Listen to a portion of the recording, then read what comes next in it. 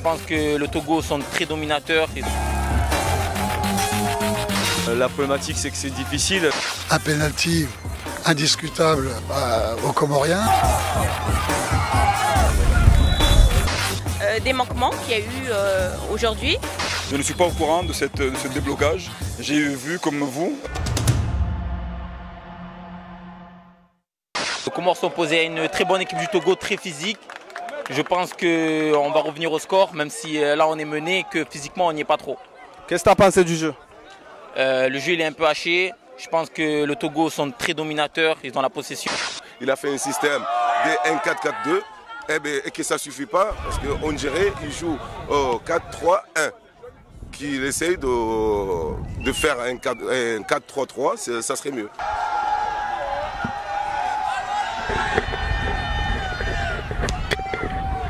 On a fait une première mi-temps difficile. Sur la deuxième mi-temps, ça a été intéressant, on a poussé parce qu'il fallait revenir au score. Et après le deuxième but est anecdotique. On a eu des occasions, on a un penalty derrière qu'on doit mettre, qu'on ne met pas. Après bon, la problématique c'est que c'est difficile quand vous avez l'équipe entière qui fait un ramadan, c'est compliqué. C'est un match international, donc voilà, on en tirant les conséquences et on échangera entre nous parce que voilà, pour moi c'est inadmissible. Chacun a ses choix, chacun a sa conviction, mais bon, moi je n'étais pas pour, mais bon, c'est partie de la vie, mais voilà, je suis très déçu du résultat parce qu'on avait les moyens, les capacités pour aller chercher un résultat positif. Et là, bientôt vous allez vous déplacer le 10 pour aller jouer contre le Malawi. Comment ça va être pour aborder ce match? Est-ce que ça remet en cause le match à venir ou il y a toujours des convictions qui sont là?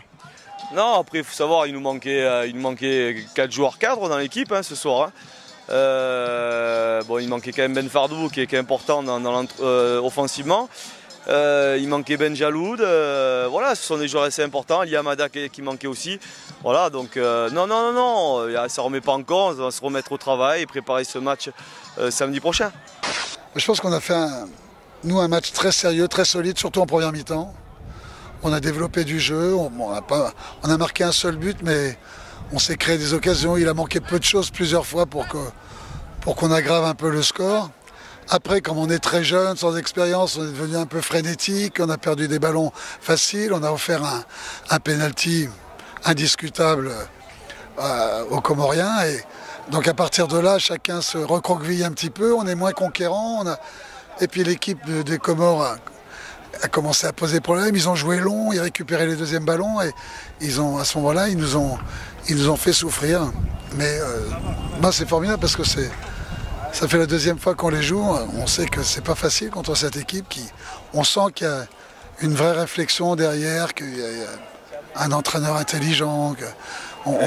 Justement, en parlant de l'équipe des Comores, vous les avez déjà joués une fois, c'est la deuxième fois que vous les jouez. Pensez-vous qu'il y a une évolution ou ça a régressé? Non, ça n'a pas régressé du tout, mais il leur manquait par exemple le numéro 8 qui nous avait fait beaucoup de mal en Tunisie. Là, il n'était pas là aujourd'hui. Il manquait aussi l'arrière droit qu'ils avaient eu à l'époque, le 15, qui nous avait aussi beaucoup posé de problèmes sur le côté extérieur. Bon, on a vu qu'aujourd'hui on n'a pas été bon. On était dépassés surtout, on n'était pas au duel, on n'a pas retrouvé nos valeurs qu'on avait habituellement. C'est dommage parce que bon, on voulait préparer ce match du Malawi dans de bonnes dispositions. Et aujourd'hui, j'ai trouvé qu'on était désunis. Et voilà, ça s'est payé, on a mérité de perdre le match et on l'a perdu tout simplement. Alors durant la première mi-temps, on a vu l'équipe jouer un peu trop bas. Donc c'était des consignes ou c'était l'équipe avec la fatigue? C'était nous, on n'arrivait pas à sortir.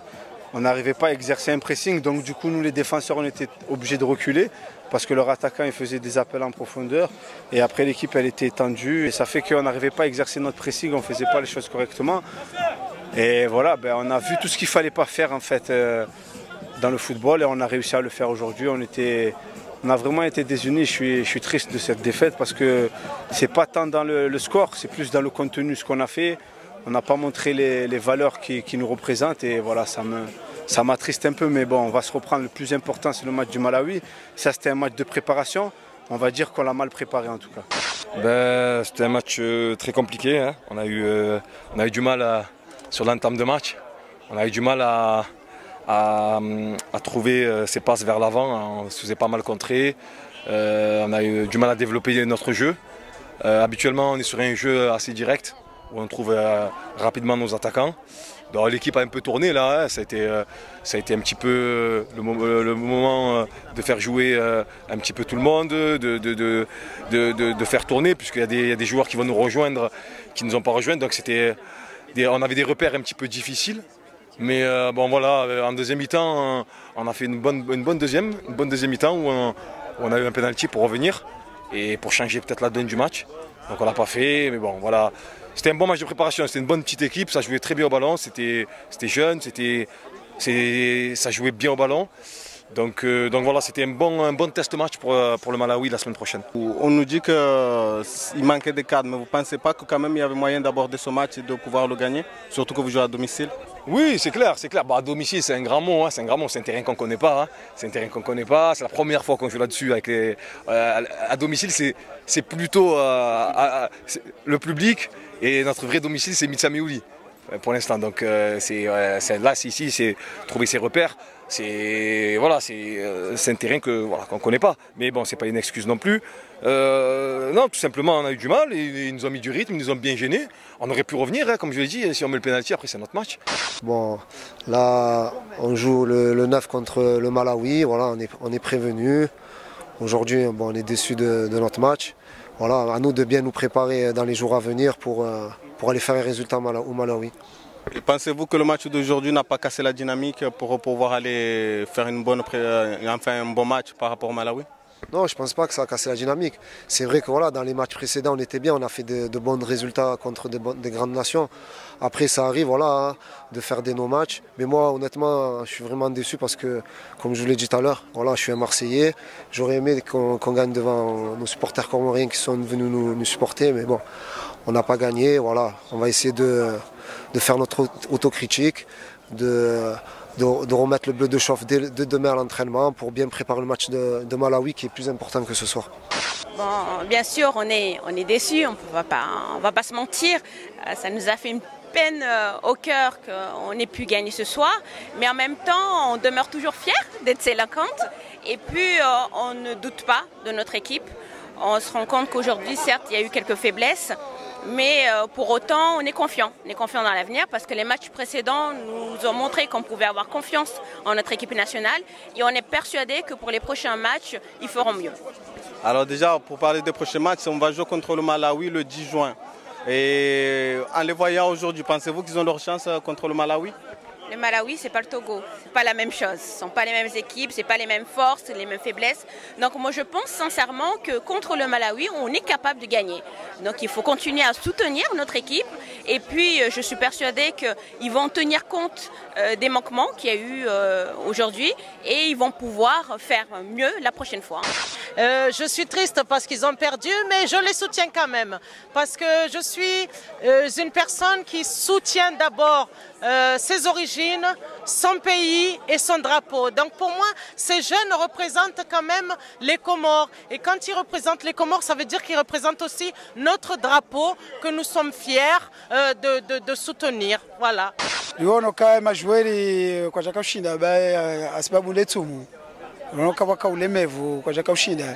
Walida tomu sizoni wakati majueri wa Ilwanjia numero 22 na 26 washili waporte mbafresho rita ilasha riono ka equipe ka faible soit fait. Riono quand même pas ko equipe que jaka ushinda harasha quand même public que jaka ushinda ya shangira heli lazima izajiri.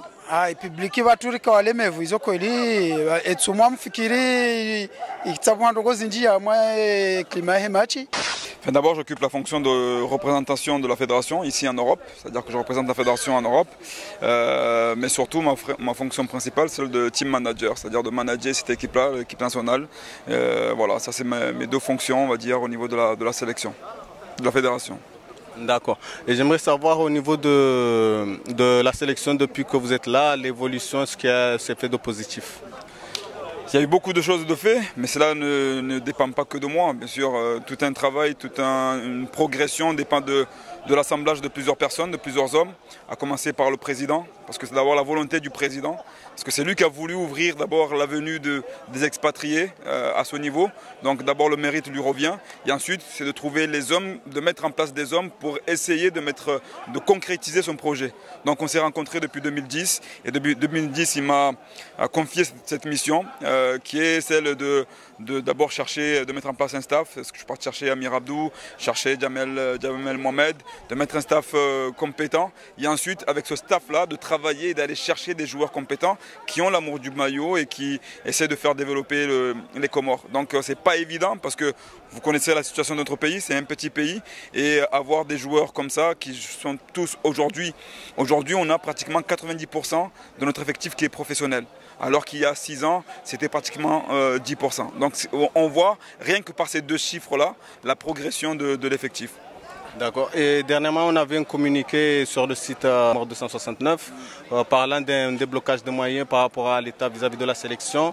Où en sont les choses exactement? Moi, je ne suis pas informé. Donc, je vous le dis, je ne suis pas quelqu'un qui manie la langue de bois.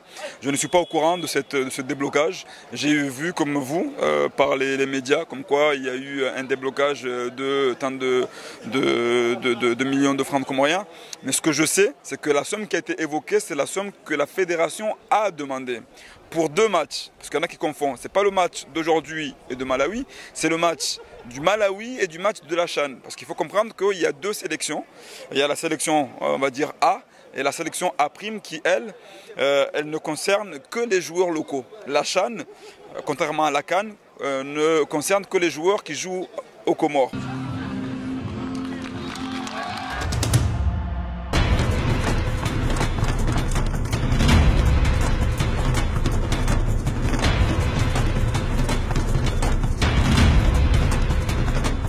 Cette émission a été proposée par Chamal.